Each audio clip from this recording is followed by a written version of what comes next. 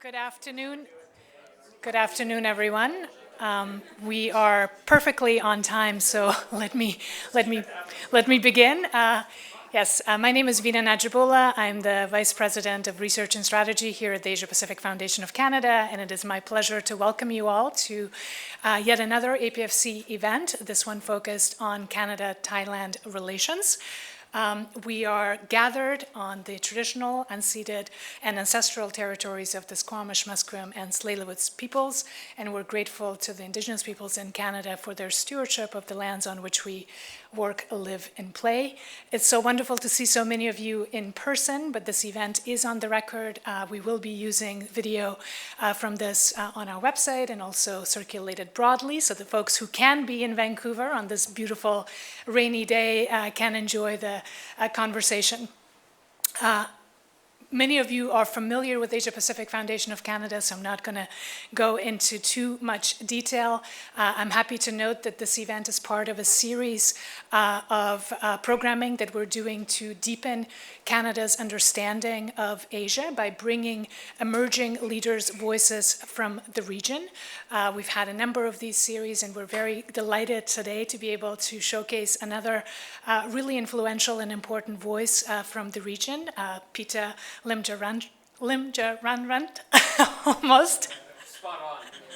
Thank you. I will, from now on, be saying Pita, Kun Pita, because it's a name that is wonderful to say a couple of times, but really hard if you have to do it in conversation. But he, of course, is no stranger to many of you who are in the room, and also, as I mentioned, an important and influential voice in the region. So this programming is very much part of this broader initiative to raise understanding of Asia and its importance. That's part of our mandate, but it's never been more urgent than right now when Canada finds itself in a post-US-led order, in a moment when diversification of relationships and building resilience in those relationships has never mattered more. We saw that obviously in the visit of our Prime Minister to the region in October. He was at the ASEAN Summit in Malaysia, as well then at the APEC Summit in South Korea. And it was clear that there was a desire to really turbocharge our relationship, especially with Southeast Asia, but with the Indo-Pacific more broadly. I think those of you who were following the announcements from that trip, we are now prioritizing finalization of the ASEAN-Canada Free Trade Agreement. We are also launching free trade discussions with Thailand as well as the Philippines.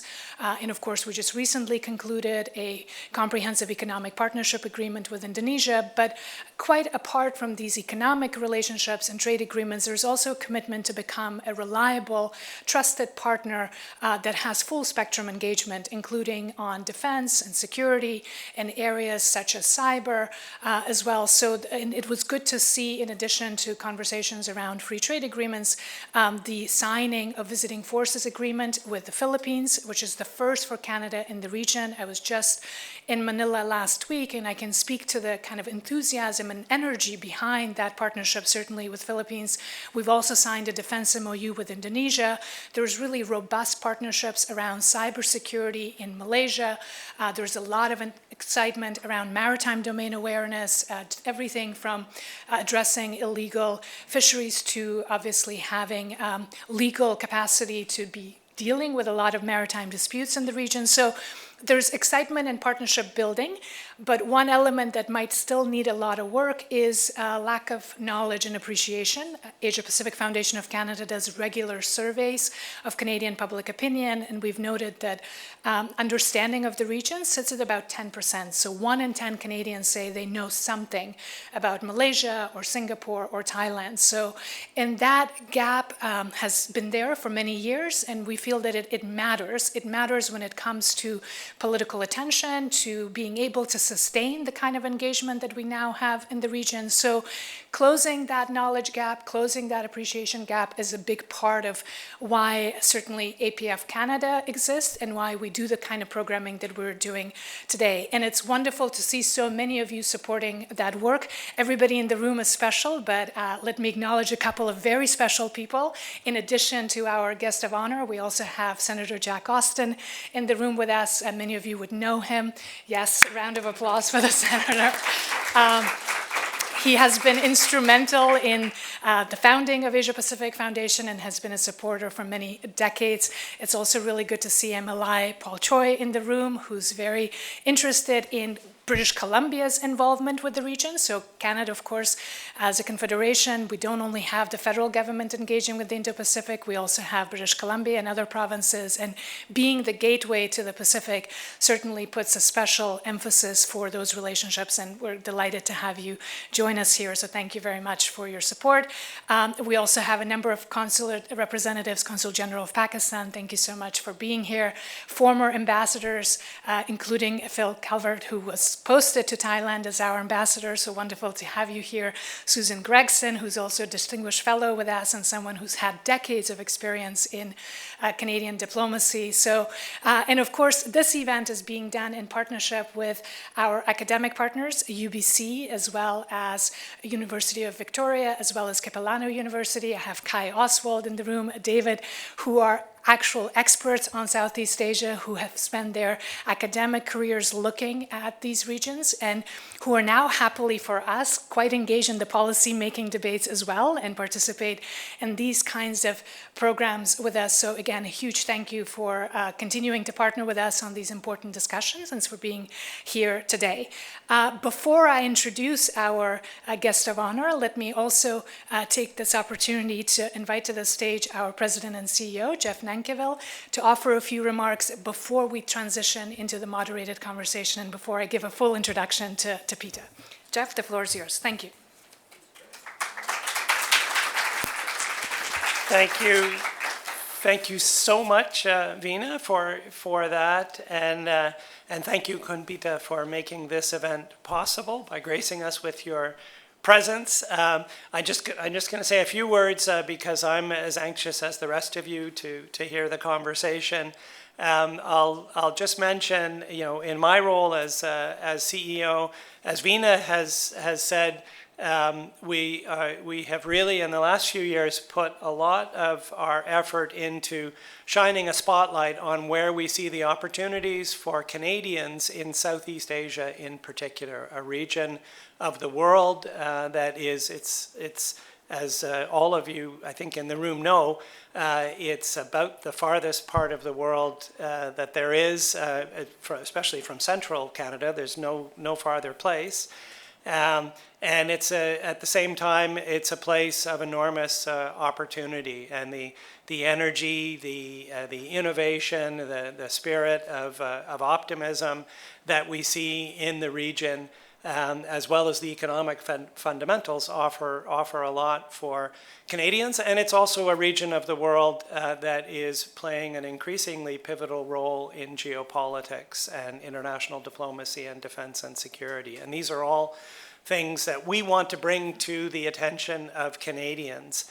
About Thailand in particular, I would offer some observations. I was part of a so-called Team Canada trade mission to Thailand last spring, and certainly came away with a deeper understanding. I had been to Thailand over the years in various capacities as a diplomat for Canada working on Asia, but really a much deeper appreciation in two areas. One is, of course, Thailand is an agri-food superpower, and at a time when the Canadian agri-food sector, which includes everything from farmers to food processors to food retailers, as well as those who work on the technology all along the supply chain, whether it's plant breeding, where the Canadian institutions are absolute world leaders,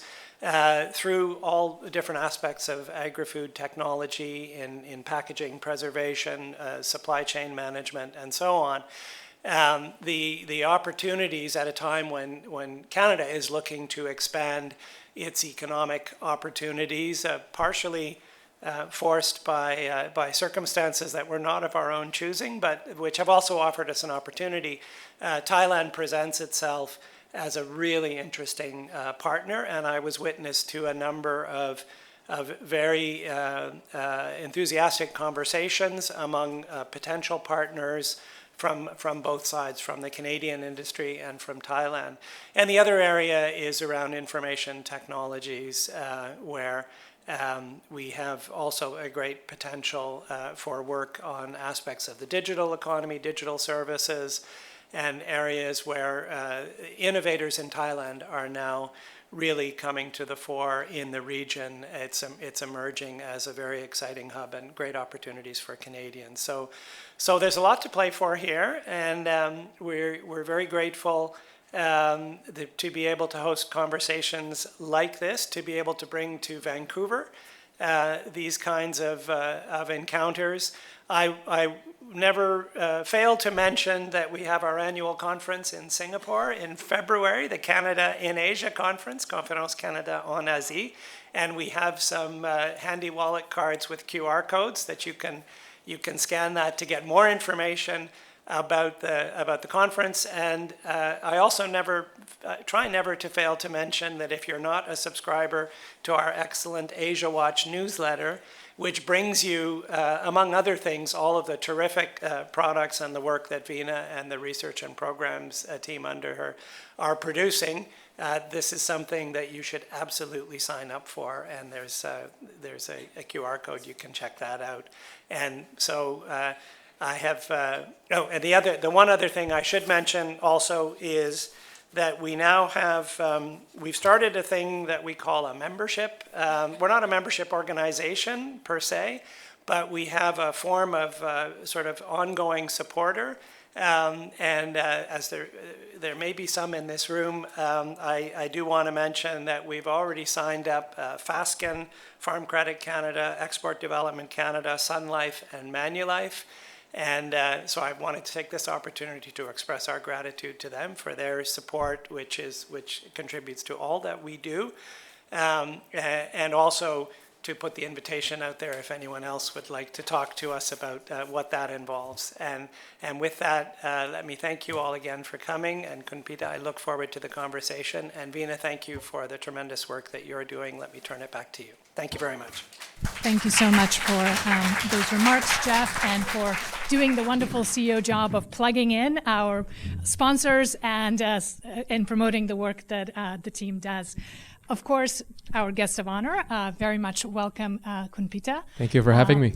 Appreciate it. You're not new to many of the folks around the room, but let me just note that you are now an author, a former politician, a businessman, and a public intellectual who, of course, led a political party in Thailand until recently, the Move Forward Party, that in 2023 secured a landmark election victory. 151 seats out of your elected lower parliament, House of Parliament, and you were really all set to form government. I believe you had mentioned that you had 321 votes, coalition votes secured, so that would have been a comfortable majority and obviously guaranteed PM role, but for reasons that you will help us understand better, that was not to be. And I think as the title of your political memoir says, almost Prime Minister, you're the almost Prime Minister of Thailand, and someone who still commands a lot of respect, both in Thailand, but also more broadly in Southeast Asia, someone who has inspired democratic movements, Gen Z democratic movements in the region, and someone who now gets to do that from Harvard, from Kennedy School of Government, where you are now a visiting fellow. But of course, as I learned from your very up-to-date Wikipedia page, you also went to school there. You got your double master's in public administration as well as business from MIT and from Harvard, and then were able to essentially put all of that learning to work in your political career. And now you're back coaching the next generation, as you just put it, both from obviously US, but also from around the world, and continue to travel and do this kind of work. We're of course delighted to have you here in Canada. His first trip to Canada, as I've learned, but you've also recently traveled all over Europe, you've been to Asia, and having conversations about obviously not just Thailand, but frankly, what's happening in the region more broadly. You delivered the State of Asia address at the Asia Society event. If you haven't heard that, I definitely commend that to everyone. It's a really wonderful lecture on the big picture trends of the region. So with all of that to say, if you didn't know much about our guest today, we are in for a treat, someone who is a big thinker and someone who has practical experience of both politics but also private sector. Jeff mentioned agribusiness. I know that's a family business as well, so you can also speak to that Canadian strength. So with that long introduction, let me finally turn to you, Pita, and to get you maybe to start with the macro. We'll get to Thailand and Canada, but let's start bigger picture. Right. When you look at Southeast Asia in particular, what are some trends that you think Canadians in particular should be aware of? So the big trends that are currently shaping Southeast Asia. De-risking, digital sovereignty, defense realignment, 3Ds. Great, I love that. That's really, the overall theme of what's going on in Southeast Asia in terms of the outlook of the Indo-Pacific. De-risking meant Thailand, Vietnam, the Philippines, Indonesia is trying to compete for that China plus one situation that happened during President Trump's first term. And as a matter of fact, I looked at the numbers in Europe. The foreign direct investment going to ASEAN exceeded those of going into China for the first time in 2024. So this de-risking is really something that is happening all around the region, and everyone benefits. But Vietnam and Indonesia and Philippines came out on top, I would say, out of this first trend.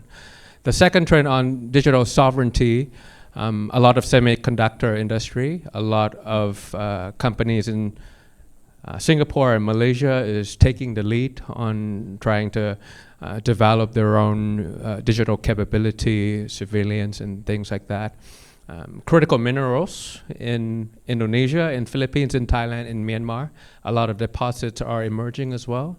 And the last thing on defense realignment, you can think about it as ASEAN president, upcoming president in the Philippines, the maritime focus as well as pivoting back to the United States. I think that would be a quick one for you in terms of what's going on in ASEAN that matters to Indo-Pacific and Canada as a whole. That's great. And I like the 3Ds because it's reminiscent of your 3Ds during your campaign in Thailand, but those were different Ds. I'm fascinated by her memory. Everything she said just now was correct except for one number. I'll tell you later what she missed, but I'm not going to do it now.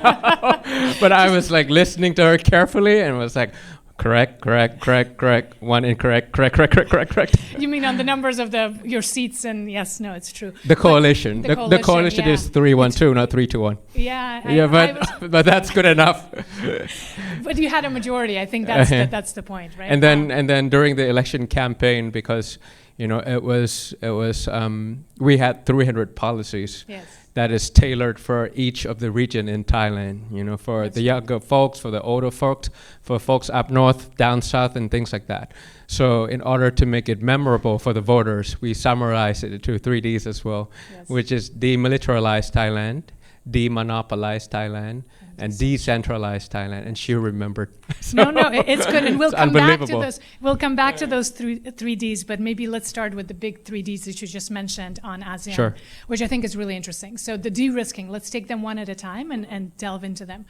On the de-risking, obviously the China plus one strategy, that was something that began with Trump 1 and very much as part of realignment at that time and the US-China trade war 1.0. As you mentioned, there were a number of beneficiaries, probably Thailand less so than others, but Thailand among them. Yes. So in this Trump 2, we're seeing something a little bit different, or a lot different, you would say. So how is that shaping the dynamic now? So if you could speak a little bit to the history of Liberation Day, which was only in April, but it feels like ages ago. From April to now, how are countries dealing with Trump tariffs? How is particularly Thailand dealing with that? And what does that mean for this de-risking strategy that has been in place? How is that changing? So it's a two-step question. You gotta separate it out and answer it one by one.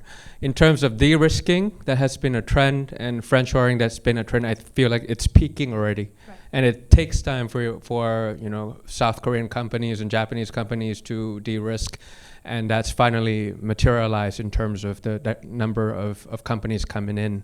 The second part of her question was about how ASEAN countries responded to the Deliberation Day. I feel like first attempt, the response was going to be a collective one. Prime Minister Anwar of Malaysia said, we'll collectively renegotiate with President Trump in terms of tariff, but that never materialized because of the homogeneous products, the commodities that ASEAN exports. Rubber is rubber, palm oil is palm oil, rice is rice. So when you try to come up with the same negotiation technique, it never happened. Now, the thing that Canadians have to understand about ASEAN is that it's not one story. It's 10 countries with 10 governance mechanism and 10 different economies. If you look at Indonesia, ASEAN #1, their domestic economy is so huge, and the reliance on export is only 30%. So if they have a 36% tariffs or a little bit more, it doesn't affect them that much. It only affects a certain industry that relies a lot on American market as an export destination. Vietnam and Thailand, on the other spectrum, we're very reliant in international trade. 120% of our GDP is international trade. So when it comes to export to America or to export to China, if something like that happens, it's almost like a sanction to the country. Like for the Chinese, if the tourists stop coming into Thailand, that's stopping the service revenue. And when the tariff against Thai products going into America, and that it's quite a big impact. So different ASEAN countries, if it's Indonesia, if it's Philippines, they have domestic economy. The median age is like 20-something, so it's a large market for them. However, if it's Thailand, if it's Vietnam, then you gotta really strategize on how you want to diversify the markets outside of the American market and start building your own domestic economy and things like that. That would be a different ways of responding, but Thailand had a lot of problems initially. Right, and I guess because of that difference of the fact that 10 different economies, now 11 different economies with more or less within ASEAN, collective response was so difficult. It was hard to negotiate as a bloc. Yeah. Exactly, so you went for individual agreements. Now there is a framework agreement that Thailand has agreed to as part of the discussions that just took place at the ASEAN Summit.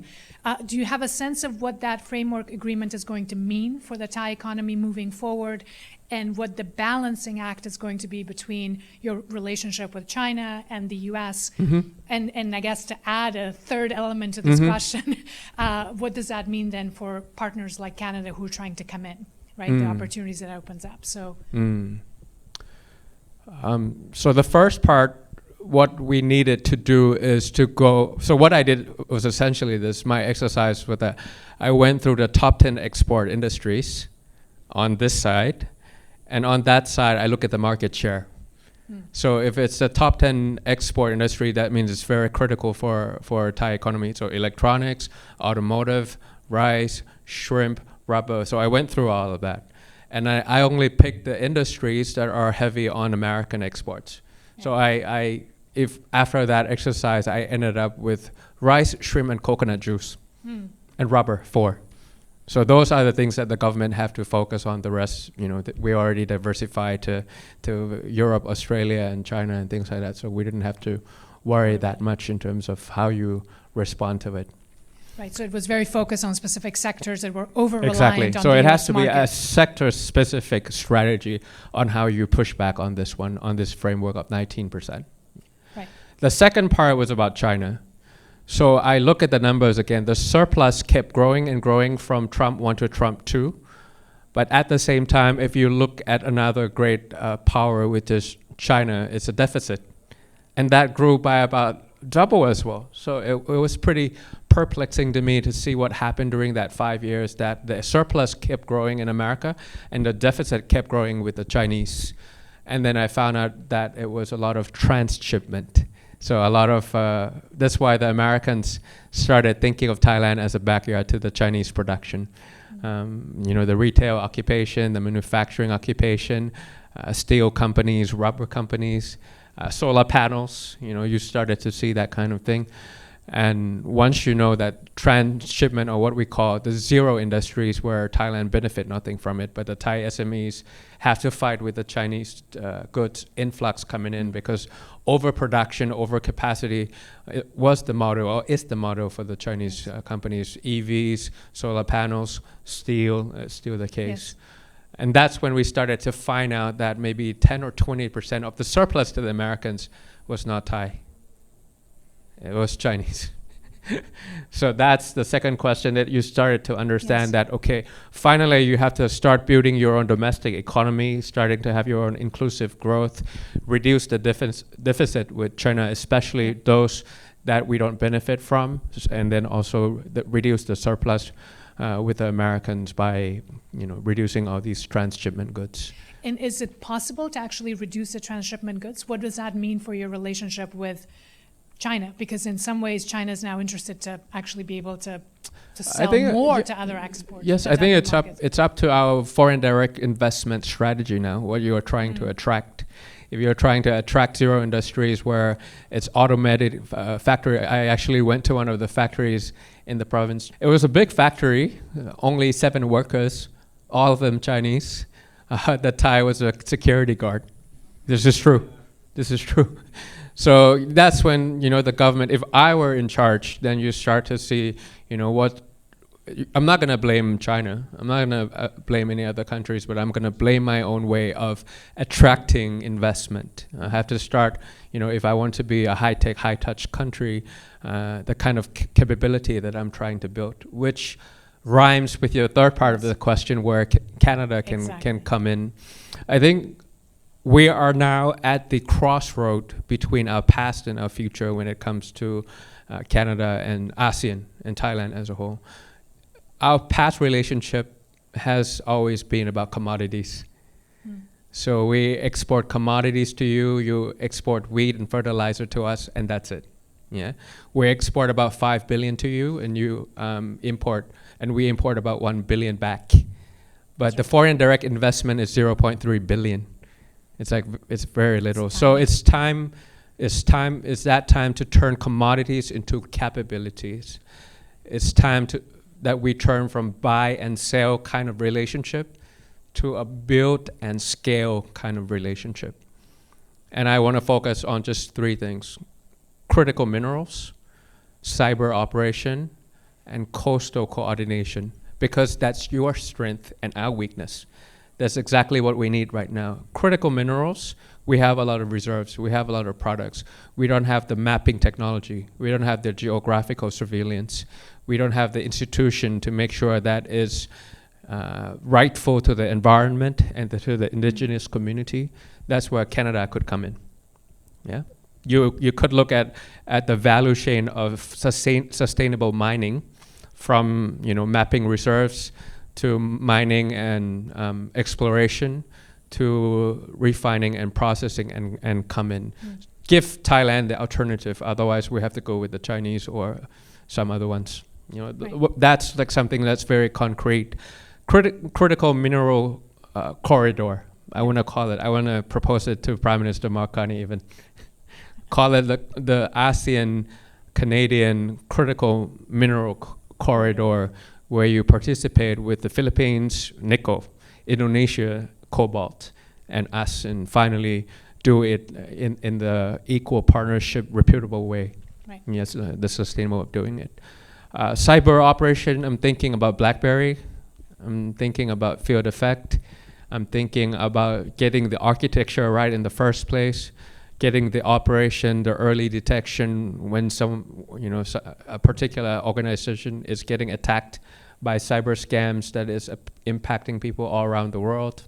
I'm thinking about risk management, and those are the companies that I could come up with names that are Canadians. And with your trust, with your credibility, with your neutrality, you have the upper hand when you compared it to any other experts around the world. We would choose you over any other countries. And the coastal coordination, I'm thinking ocean science. I'm thinking blue economy, how to use our ocean in a sustainable way in biotechnology, in medicine and things like that. So I love the 3 C's there as well. So we have the critical minerals corridor. We obviously have cyber capabilities and coordination. ASEAN-Canada task force on cyber. There you go. And then, and finally, we have the coastal capabilities coordination or maritime domain awareness. So, but we'll keep it with the 3 C's. Exactly. I mean, I absolutely appreciate the fact that you're speaking also to Canadian strength, because that has been the approach that Canada sort of leads with its strength, but also responds to the demand signals from the region. It's exactly. sort of what it is that you actually want, and to move into a genuine partnership and building capabilities, as you said, together, capabilities and scale, rather than just focusing trading on commodities. Exactly. Yeah. So I think that framing, you would have a lot of people in Canada buy into that approach. So certainly the Prime Minister is very much geared to that building of relationships and scaling, and both at home but also in these partnerships. I guess one question that, and this is a sort of a natural transition to that, is for businesses and for others to come in more meaningfully into Thailand, there are questions around political stability. And obviously, you are perfectly positioned to help us understand Thai domestic politics and its influence on the economic opportunities, but also in the way that we from the outside look in. So I don't have to tell this audience probably, but for those who might be listening, I mean, over the last 100 years, as we talked, there have been 13 military coups, so one every 7 years or so, 7.5 years. There have been even more judicial coups. You currently have a political transition, if we can call it that way, gently, with elections scheduled in early 2026. And it's hard to kind of make sense of what's actually happening politically in Thailand. So maybe using your personal experience, an example of your party and your effort to make change through the ballot box, maybe you could tell us what are sort of the big dynamics at play in Thai politics, and how is that sort of playing out right now as we're watching the headlines right now? Democratic backsliding is happening all around the world, but it's quite unique to Asia, to Thailand in several senses.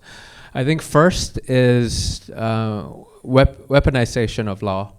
The Constitutional Court in Thailand was either directly or indirectly appointed by the military junta. So the generals appoint the judge, and the judge destroy political opponents. Thailand became democratic in 1932, so approximately, let's say it's 100 years. The first 80 years, they used military coup. So tyranny came in the form of coups and tanks on the street. And then they found that it was too loud, too obvious to the West and to the world. And they decided that the past 2 decades, the last 20 years, 35 political parties disbanded. Politician number 259 that got banned. So that's why I never took it personal. It's a vicious cycle of banning political opponents, using the court, using the independent organization to destroy political opponents.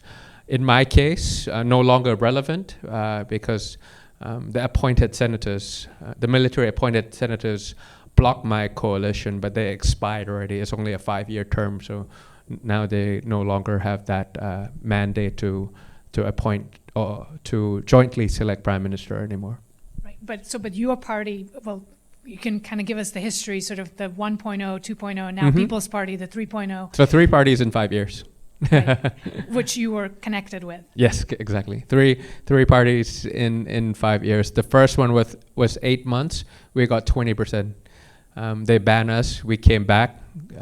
Now won the election and became 40%. So we 2x the voters, and now it's a third party going into the election in this coming March. So it's a struggle. It's politics of elected versus appointed. It's politics of bottom up versus top down. If you are appointed, obviously you have to respond to people who appointed you. But if you are elected, you have to respond to the voters. So those are the things, the kind of constitutional mechanism that made sure that election result doesn't have to be the election outcome. You can always intervene. So in towards competitive autocracy, still, in my view. I think this kind of tension, or putting it in elected versus appointed, and obviously you were sort of a victim of that because the results of the elections didn't end up being the outcome of that election.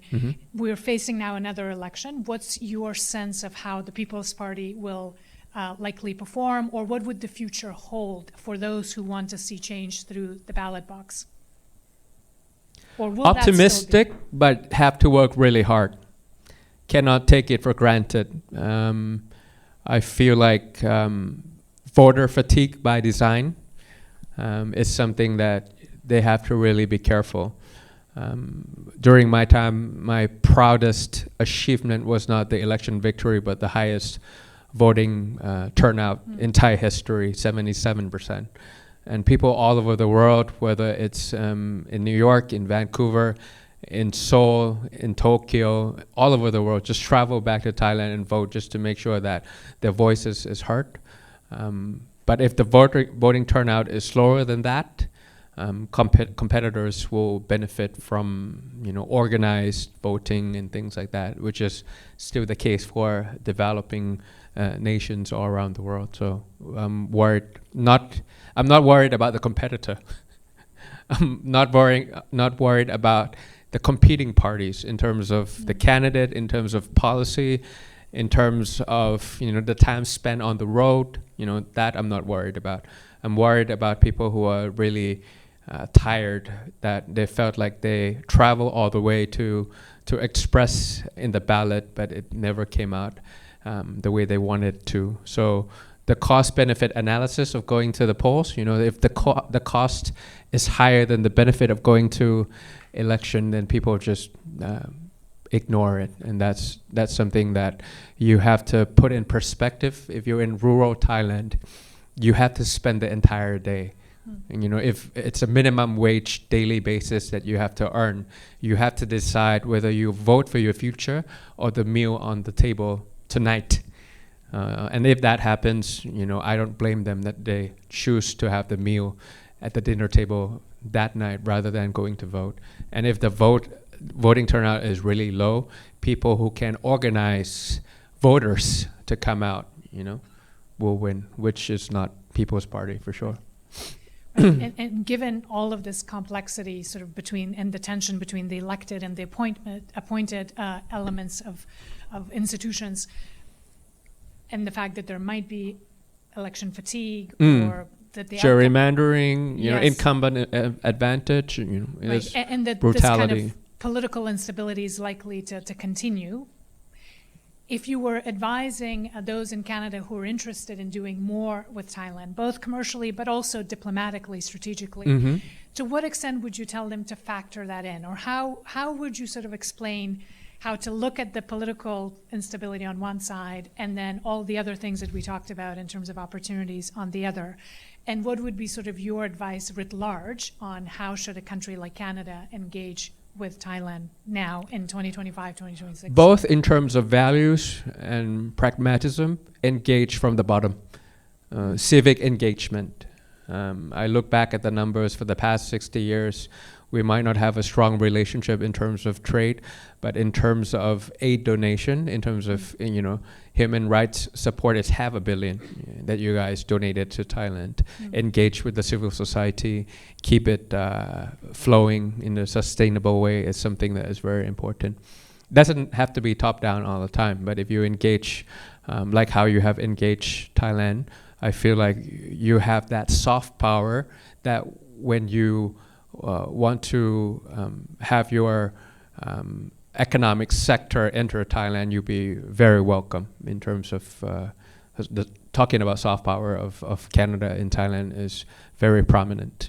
Interesting, and thank you for that. But I'll want you to unpack that a little bit, because I think in Canada we're often hearing a message that says engaging with Southeast Asia around democracies or civil society engagement sometimes can be seen as outsiders coming in, trying to lecture or trying to bring in models that are not suitable to local context. And there's been a little bit of a pushback, and I'm sure my colleagues around the room can have other views, but there's been a pushback that says, sort of don't lean too heavily into those engagements with civil society values, democracy promotion, human rights, and so forth, and kind of have much more of a pragmatic commercial relationship. So how do you see that from Thailand, and is that different from other Southeast Asian countries? For Thailand, I think labor rights, environmental rights, indigenous rights is what you should focus on. Obviously, you engage on democracy, you engage on civil society. Your ambassador stood next to me 1 week before the court judgment, so that we appreciate a lot already. But if you wanted regular, ordinary Thais to really feel the Canadian way of doing things, the Canadian way of doing business, keep the standard as high as Canada in terms of labor rights, environmental rights, and indigenous rights, and you'll be appreciated a lot. You know, those are the things that I would advise, and that would differentiate Canada from other countries in terms of factoring in the externalities of doing business with a country. I feel like that would be a total game changer for ordinary Thais, not just governments or business leaders.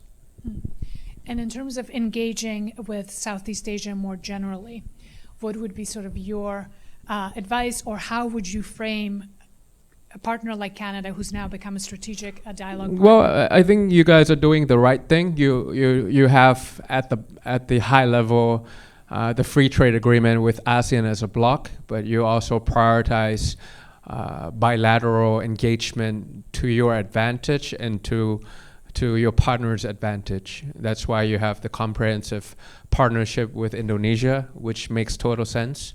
You have a food security office in the Philippines, agri-food, makes total sense. You open an export Canada office center in Bangkok in May, makes total sense. Now I'm impressed with your memory for remembering all these Canadian outfits in the region. So if you prioritize like that and do it one by one, and it's like a surgical precision of what that country has to offer and what you have to offer for that country, I think that's the right way. So you have an overarching theme of ASEAN Canada free trade agreement. It will take some time. It will be slow. It's consensus building, but at the same time, you have tailor-made solution for each of the country. And I feel like if you keep going the way it is, and you could expedite, the relationship and catch up with the remaining parts of the world.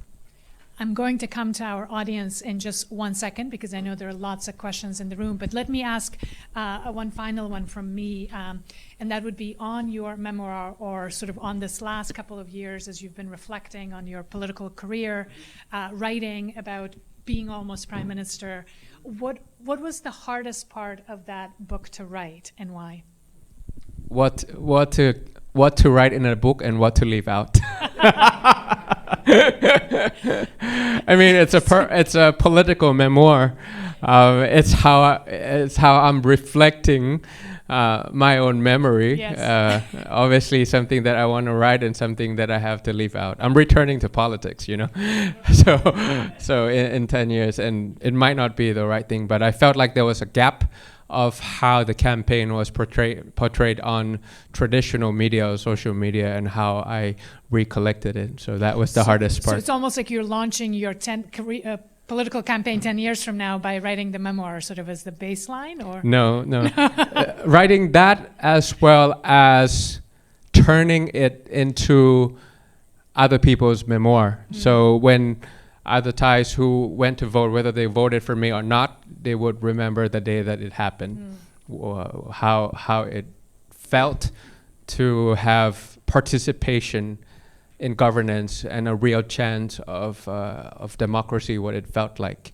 So as you read in each chapter, you'll be able to recollect your own memory of where you were, and you had to travel all the way to Bangkok from Vancouver on a 14-hour flight just to vote and things like that. So that was like the main objective of keeping hope alive through literature.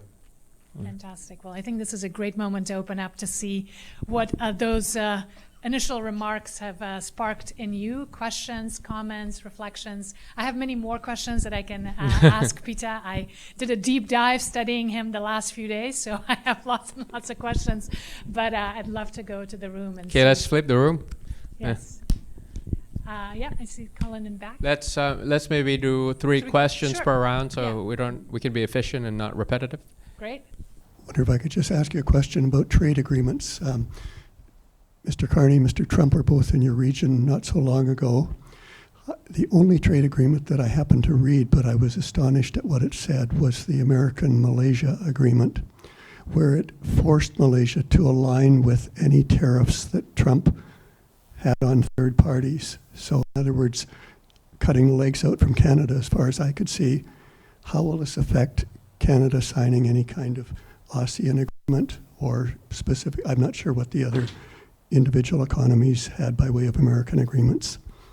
Great, thank you. That's a great question about the alignment with U.S. export controls, U.S. tariffs provisions in the Malaysia agreement, which is the only actual full-fledged agreement, because what we have with Thailand is a framework agreement that still needs to be made into a full-fledged agreement. But I think your point stands well, and it's under the rubric of economic security, right? So U.S. is putting that as an economic security provisions, largely geared towards China, but I think your question is relevant in terms of alignment with potential other partners, including Canada. Other comments, questions? Don't be shy. Yes, please. Thank you. I want to come back to something you mentioned about the cycle of judicial coups and then judicial coups, and the way the conservative elements always tend to line up to work against democratically elected parties in the end. And my question is a far-reaching one in this sense. What is it going to take to break this cycle? I know that you've expressed optimism about the next election, but I can see this cycle coming back again unless something changes. Is this a generational thing, or is Thailand just going to have to work through this for another 20 years? Or does the younger generation have the same perspective on politics? Thank you. Great question. Last one for this Please, round. Senator. Yeah. On a somewhat different theme, and I'm usually asking questions about political issues, but this is a trade issue which Vina raised but didn't focus on. And the question is for the Canadian investor. What is the security that the Thai legal system can offer, if any, to business agreements, written business agreements? My experience, and I did some business in Thailand, my experience was that the only sanctions that really counted were relationships and economic power. That the courts weren't trusted by the Thai business people, never mind by the foreign investors. Thank you. Fantastic question. Great. Last question first, by going to Singapore. The private, 2 weeks ago, a private equity was considering investing in Thai energy sector, and they consulted me. And they included a clause on arbitration in Singapore. So it's what your concern is absolutely spot on. And that's really the kind of reform that Thailand needs to do in order to catch up with Vietnam or Malaysia in terms of perception of corruption, in terms of rule of law. In God I trust, the rest brings data. I mean, if you look at all the data, is showing that Vietnam is improving and Thailand is really eroding in terms of these things. And, Singapore is a short answer.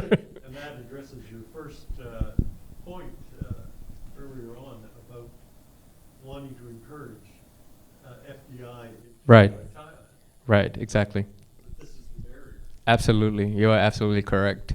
And that's one of the reasons why a lot of de-risking dividend Yes. goes to other countries. Human capital, perception in terms of corruption, rule of law, reliability, that's what we need to do. Regulatory guillotine to make it less cumbersome is something that Thailand needs to work on.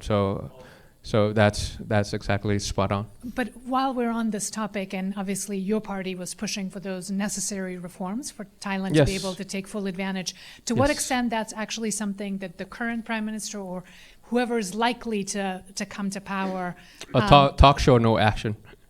Right. A lot of talks, but they don't walk the talk. We feel like there's half of the law in Thailand, or the permits, that can be reduced from 10,000 into 5,000. Those ones are the ones that protecting business from investing, and it becomes part of the discretion. What's corruption? Corruption is discretion plus monopoly, less accountability. Simple as that.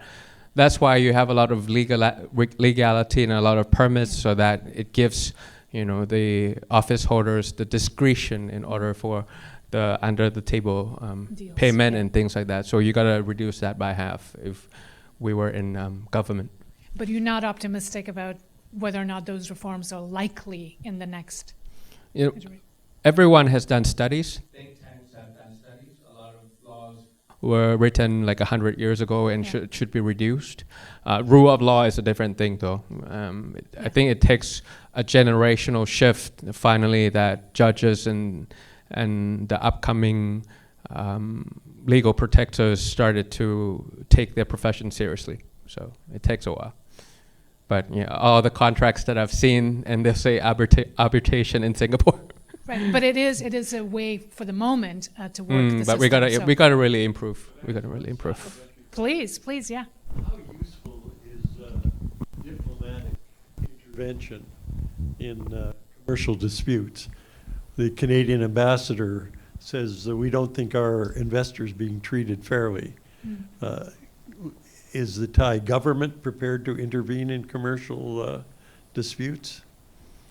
Well, it shouldn't be the case, because if that's the case, then you have two opponents. Sometimes, for example, we had Thai Airways and Rolls-Royce disputing one another. So you have and also another one from a Brazilian company in one dispute. So I looked into it, and then you have one diplomat from Brazil and one diplomat from the British trying to influence the courts. Well, it shouldn't be the case. What should be the case is that everyone should be equal in front of the law in terms of whether you are a Thai or not a Thai when it comes to these kind of deals. So, and I think it depends, Senator. I can't speak for the overall thing, but it should be case by case basis. For the second question, judicial coups, how to break the cycle. I think we have to do two things. We have to win more and win deeper. 40% is not enough. The current Prime Minister has 2% popularity vote, by the way, just to give you context. 2%. 2%. So you got to win more and win deeper, in the sense that whether it's the national election, provincial election, or local election, you have to participate and win it deeper. That's on the left side. On the right side, you have to dominate ideas. I think you have domination of ideas to really denormalize, coup attempts. Otherwise, normalization of coups, it's something that people feel like it's a pretty normal way of life in Thailand, and we gotta really do that. In order to break the cycle, if you look at how democratic breakthrough happen in developing countries, collapse from within. Only collapse from within. You can have a robust opposition, you can have freedom of the press, you can have international scrutiny, but it's usually, dominating ideas that is so dominant that finally military understand its role to be professional, to protect Thailand from external threats, but never mingle with internal affairs. That happened in South Korea in 1988. That happened in Bangladesh this year, very recently, finally the military or the defense forces finally put the gun down and said, I'm not going to kill my people anymore. And that's when the leader or the dictator flew on a helicopter to another country. And that's that how you have collapse to from within. design the engineer of, capitalizing on elite fracture, on how finally if there's a fracture within the bad elites and the collapse from within happen, finally the military, number two, put down the gun and say, okay, no more. I'm not going to kill my own people and things like that. So it has to be both ways in order to break that cycle, and it's going to take some time. I was going to ask, in terms of the collapse from within, what's your prognosis of what's happening in Thailand right now? How close are you to South Korea? Or, well, let's go with South Korea. Bangladesh is not, probably. So I won, out of 400 districts in Thailand, I won 112th. And that included all the districts that are military dense. So all the military camps, whether it's Navy, Air Force, or Army, if they're dense in that area, I'm not supposed to win, right? Because I want to demilitarize Thailand, but I won landslide. So I'll take that as a credible signal that if you're not in the high ranking of monopolies or military, you understand what I'm trying to do in terms of professionalizing defense in a democracy.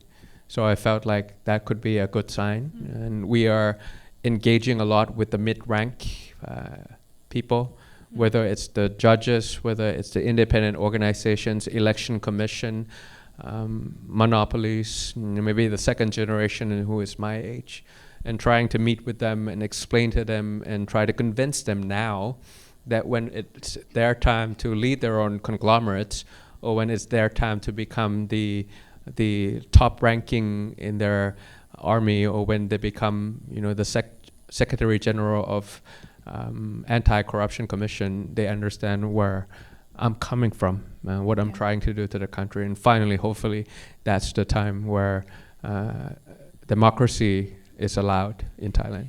So on that point, if I could just jump in, how does the border dispute with Cambodia right now is playing into this agenda of kind of removing the military's power? Because I'm understanding that the military narratives around patriotism or toxic nationalism or whatever you want to call it is gaining ground. Does that undermine this agenda that you have been pushing for in terms of the collapse from within? Sort of how does this external issue with Cambodia plays into that domestic dynamic?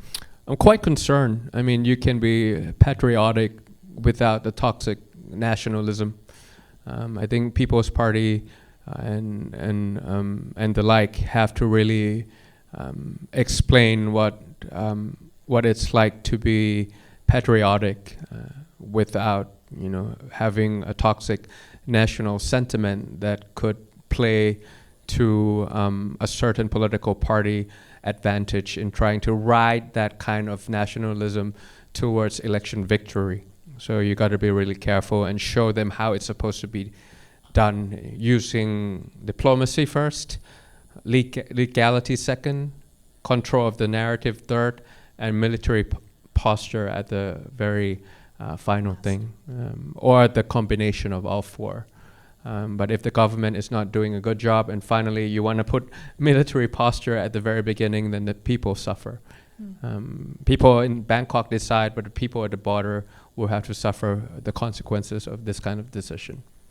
The last question was about, well, I can't answer for the Malaysians. I'm not sure how they would respond, but I feel like what I can say for the entire region, the rise of minilaterals.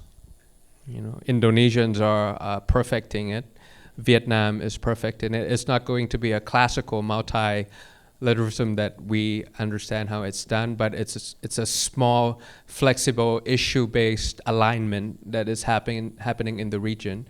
So you don't have to be polarized by two competing camps anymore. I think that's a kind of choreography that the region is trying to do, or the middle power in the region is trying to do, so that you don't force to be in the corner like how it happened. I feel like that's the way to go. I mean, I think in fairness to the question, it's very difficult to answer it, and there are debates now happening in Malaysia about that agreement and what that means and how it's actually going to be implemented. But Pita's point is a broader one that while obviously the great power competition will continue, it'll go through its de-escalation moments and then heat up again. It's sort of outside of the control of most countries, including obviously Canada, that there is a desire now to create these mini-lateral groups that are continuing to sort of adhere to some kind of a rules-based trade, or that have a grouping that doesn't include either of the big powers, essentially, right? So CPTPP is an example of that. That's one that Canada is a party to as well in the region. And there's discussions about how do we connect CPTPP to Europe and to agreements that we have in Europe as well, to be able to essentially kind of create an alternative to a dysfunctional WTO, because that now is captured by the fragmented. Yeah, there's many emerging interesting mini-laterals around the region. Yeah. There's IMEC, in Indo-Pacific. IMEC is India, Middle East, Europe corridor. Yeah. There's Chip4 Alliance, issue-based, which is more on AI. You have BIMP, which is, I think, Bangladesh, India, and the Middle East, for example. You have I2, U2, for example. So these are like upcoming mini-laterals where it's more flexible than the classical regional bloc that we're used to. Yeah, great, fantastic. Other questions? Let's do one more round before we wrap up. Yeah, gentleman in the back there. My question's on energy. I'm curious about your perspective as to what role Canada should play on energy exports to the ASEAN region, maybe Thailand in particular, and if low carbon should play a role in that. Great, fantastic.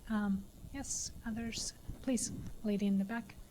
Thank you. I am from Myanmar. I'm former professor and dean, one of the top university from Myanmar. So. But my background is architecture and urban planning, but economy, I also learned, economy and also politics. So most of the investor often sees us instability, political instability or Southeast Asia as a risk to invest. So I want to know your view, how we should design this, especially Thailand, Canadian economic partnership. How can we design to manage these kinds of risks? And also on the other hand, encouraging the responsible investment and also capacity building in the longer time. Yeah, great. Thank you. Thank you so much. For Myanmar? Your question is for Myanmar? Not only in Myanmar, but also Southeast Asia. But I would like to learn more about your opinion as how we can design in Thailand, Canadian partnership. Yeah. Thank you very much. Thank you. Any others? Yeah. I see two. Maybe we'll take both of them. So the lady here in the front and the gentleman in the blue cap. So my question might not be relevant with the trade between Thailand and Canada. Especially, I vote for Khao Kai Party. Yes, but I'm very upset that right now is People Party give my vote to another party right now. So I just want to ask that I don't know it's going to be appropriate or not. So if you become a Prime Minister of Thailand, so would you be confident that you would govern Thailand under the constitutional monarchy, transforming it into a constitutional monarchy so that the people would have power and freedom of thought without having to go to jail or seek asylum because of Article 112. Yeah. Thank you. Thank you. Yes. Yes, constitutional monarchy is the way to go for Thailand, but we definitely have to find proportionality of law in terms of freedom of speech and the protection of the monarchy, or the protection of the head of state, to be clear. Without that, then it's hard to move on, and that's why we submitted the amendment of the article, and that's why we got banned. But we felt that it was the right thing for every institutions in Thailand, if you find the proportionality in terms of freedom of speech and the protection of the king. We're not the first party to do it, but to have the penalty be as high as 15 years, that's almost as the same as killing someone unintentionally in Thailand. That's not going to benefit any institutions. Just because you have a high penalty doesn't make the crime go away. Because if you think about, for example, a death penalty for drug-related offense, there will be no drugs.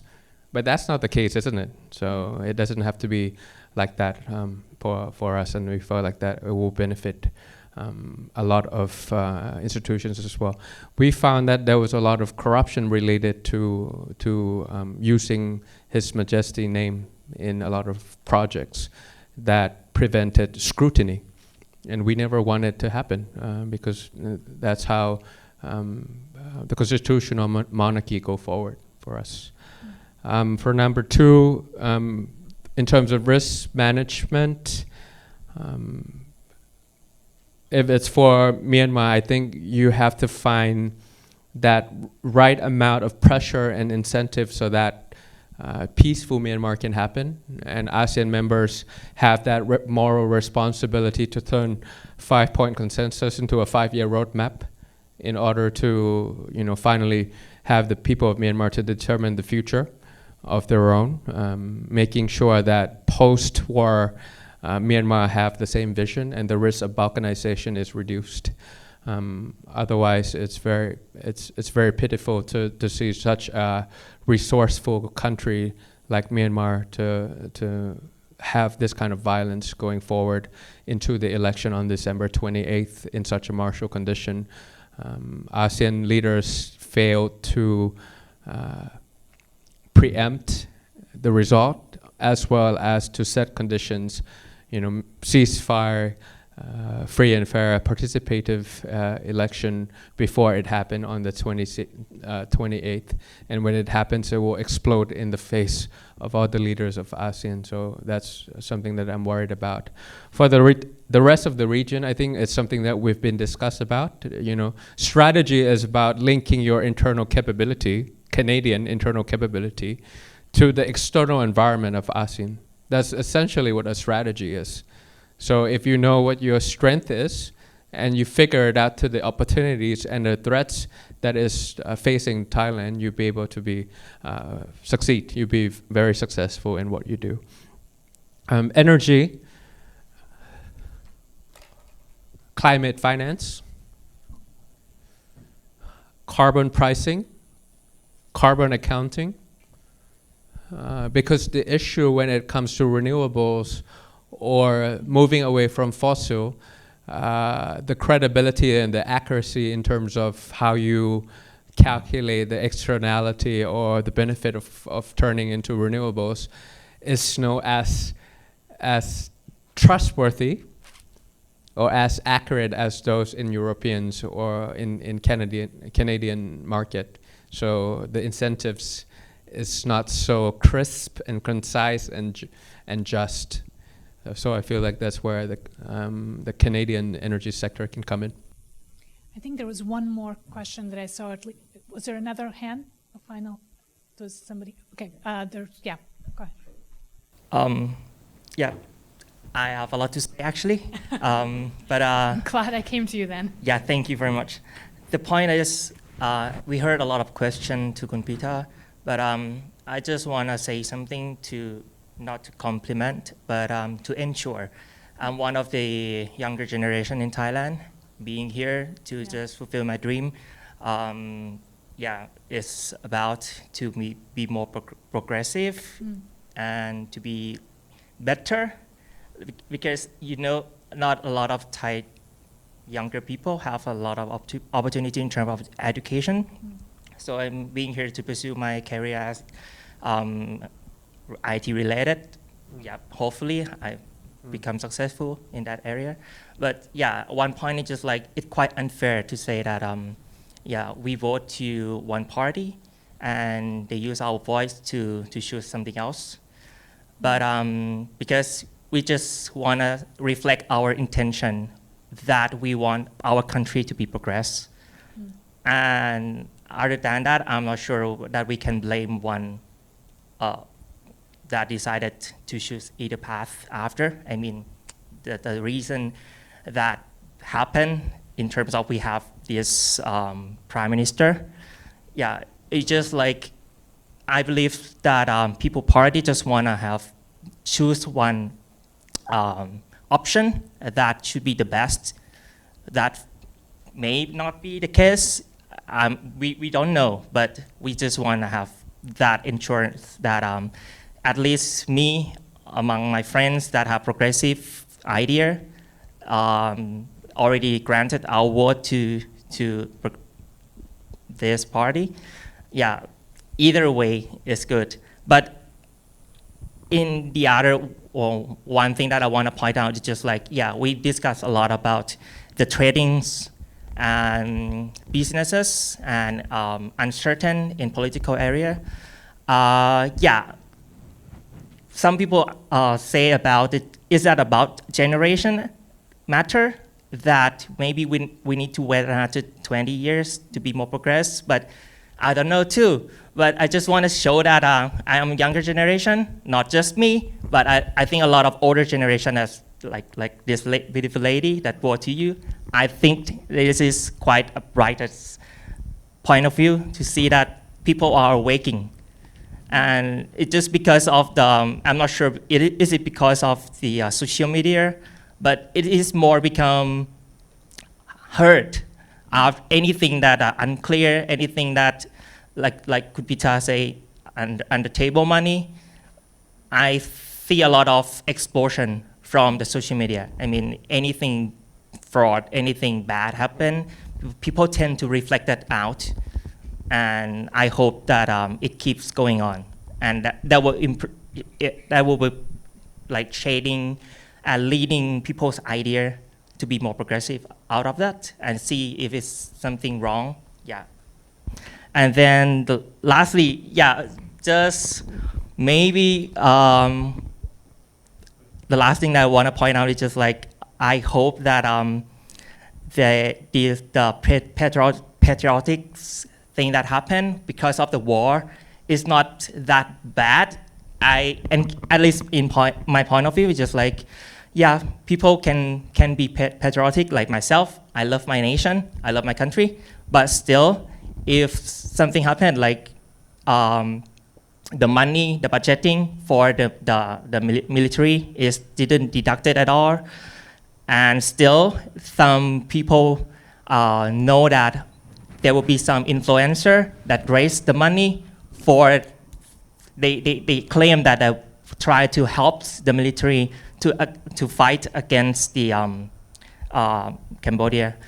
Then, yeah, the point is the critical thing that happened is still, my point is just like, yeah, sometimes people couldn't understand to be patriotic, but still have a critical thinking that sure.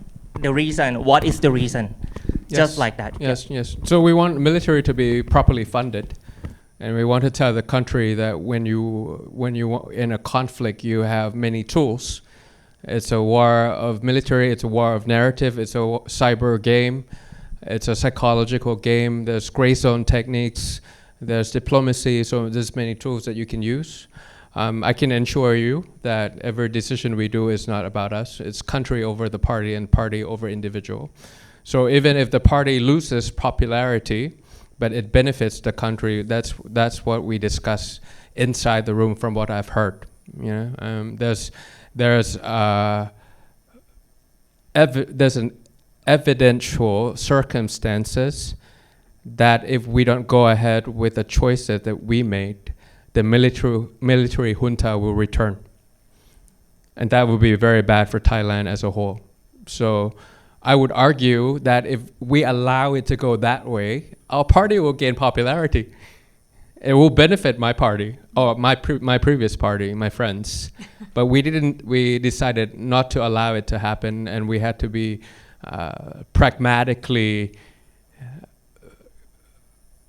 fixed on the values that we choose our country over our party and party over individual.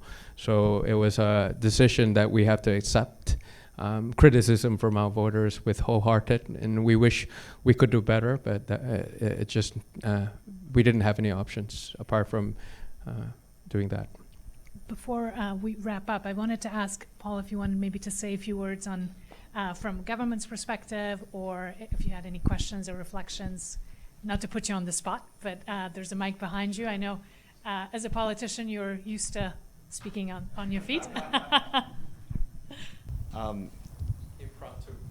Yes. I just want to say this is such an amazing opportunity, and hearing about his journey and different aspects of Thailand is really encouraging as well, seeing that there's so much difficulty that existed and so much is being done to rebuild, overcome, and continue to see how we can grow together. For me, representing the provincial government and dealing with the trade and different international trade and tariff that we're dealing with, it's no secret that we're looking to Pacific Asia and especially also, as you mentioned, Indo-Pacific, because we know that there is so much good work going on right now. And we know that it's one of the fastest growing economy, and it's expected that by 2040, it's going to be the biggest economic region in the world. And we know that there's the biggest potential there. And as you can see here in the room, it's this personal connection that people to people and diaspora, so much diverse diaspora we have here, that makes our connection with different parts of the world that much stronger, and our trade relationship really strong. And it's really encouraging to see so much interest from everyone here, and I look forward to continuing the dialogue and working with Asia Pacific Foundation and different partners here to see what we can do. And for our the reason I'm attending with my people from my ministry is that we want to hear from experts like yourself and those that are here in the room of what's going on, what sort of research and what is emerging in different parts of the world, so that we are directly connected to that and can make policy and law that is based on science, facts, and peer-reviewed information, because there's so much noise these days, more than ever, and we don't want to rely on tweets to make the decision, or have a knee-jerk reaction, but based on all the expertise that you guys have here. So I'm so glad to be here, and thanks for having us as well. Thank you very much. I wish you all the best for your career. Fantastic. Peter, maybe I'll come to you just for final thoughts and reflections, incorporating everything that we've heard, and also sort of as you look into this next chapter, as you said, post-hegemonic world, a post-US-led order, in this moment of instability and chaos, kind of what are some things that are giving you hope, that you're positive about, both in terms of the relations of Canada with the region, but I know you've spent a lot of time in New Zealand, you've spent a lot of time in the US, you understand sort of the outside world well, and if you kind of were to wrap up or to summarize some of your thinking on engagement with Southeast Asia, engagement with Thailand, what would that be? Younger generation is what keeps me going, and they're like my power bank. Now returning in higher education outside of the parliament, I get to engage with a younger generation from Southeast Asia, from Asia, a few from non-Americans, and I feel like they still very much engaged and hopeful. If this keeps going in a right trajectory, hopefully that will be a fruitful emergence for everyone included. However, if we ignore them and we take them for granted, then the conservatives or the autocrats will use them as an advantage. I mean, you got to be a representative, a responsive party for the younger generation, so that they feel like, you know, democracy matters, and finally, to have an effective governance rather than populism is the way to go. Great, thank you very much. Well, I think that's a wonderful way to summarize our conversation. I want to thank you, first of all, for making the trip, for engaging with us. I want to thank all of you for being in the room and for your interest and support to the work that we do. I also want to thank the APF team, our comms team, as well as our event organizing team, and recognize one member of the team in particular, Sasha Lee. It's her last day with us. She's finishing her 2-year research grant with us as a research scholar. So what a wonderful way to wrap up 2 really great years with the Asia Pacific Foundation. Sasha, thank you so much. She's been, yes,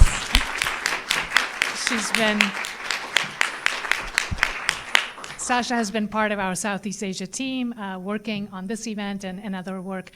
So again, it's wonderful to be with all of you. Thank you so much, and I hope you'll continue to engage. We have another event coming up on December 1st and another one on December 8th. So before the Christmas break, 2 more events from APF Canada. Again, wonderful. Thank you so much for being here, and thank you so much for your time. Thank you for having me.